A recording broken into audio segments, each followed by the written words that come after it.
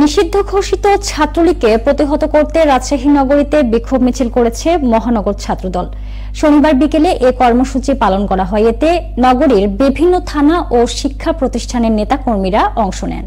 মিছিলের নেতৃত্ব দেন রাজশাহী সরকারি সিটি কলেজ ছাত্রদলের সদস্য সচিব এমদাদুল হক লিমন। এছাড়াও উপস্থিত ছিলেন রাজশাহী মহানগর ছাত্রদলের সাবেক সহ প্রচার সম্পাদক আজিজুর রহমান কাফি, রাজপাড়া থানা ছাত্রদলের সদস্য সচিব মাহফুজুর রহমান কোকো, বোয়ালিয়া থানা পশ্চিম ছাত্রদলের সিনিয়র যুগ্ম আহ্বায়ক সাকিব হোসেন শুভ, রাজশাহী মহানগর ছাত্রদলের সাবেক সদস্য রাইহান ইসলাম রুদ্র, 11 নং ওয়ার্ড ছাত্রদলের সভাপতি আন্নাফি খান মন সহ নেতৃবৃন্দ।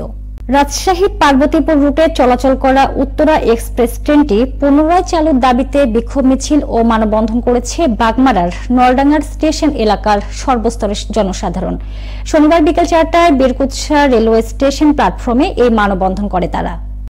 মানববন্ধনে রাজশাহীর বাগমারার শান্তিপুর, গোপীনাথপুর, বনগ্রাম, কাতিলা, নখপাগাঁও, নাটোরের নলডাঙ্গার দুলভপুর, সাধনগর, গৌরীপুর, মহিষডাঙ্গা সহ বিভিন্ন এলাকার শত শত জনসাধারণ অংশগ্রহণ করেন।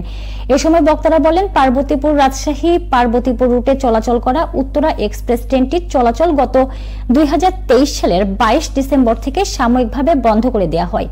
ট্রেনটি বন্ধের কারণে চরম ভোগান্তিতে পড়েছে নিম্ন আয়ের মানুষ। ট্রেনটি আবারও চালুর দাবি জানিয়েছেন তারা। উত্তরা এক্সপ্রেস ট্রেনটি ভোর 4টায় পার্বতীপুর থেকে ছেড়ে এসে আত্রাই, বীরকুৎসা, মাধনগর, নলডাঙ্গা, নাটোর ও আব্দুলপুর জংশন হয়ে রাজশাহীতে পৌঁছে দুপুর 11:15টায় আবার রাজশাহী থেকে পার্বতীপুরের উদ্দেশ্যে ছেড়ে যায়। ট্রেন চলাচল বন্ধ থাকার কারণে ট্রেনে চলাচলকারী যাত্রীদের চরম দুর্ভোগ পোহাতে হচ্ছে।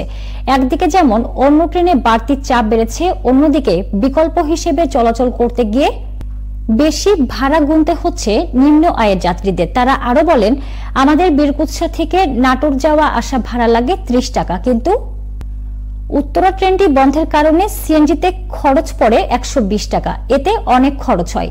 আমাদের মতো নিম্ন আয়ের মানুষের যাতায়াতের স্বার্থে রেলওয়ে কর্তৃপক্ষের উচিত ট্রেনটি আবারও চালু করা।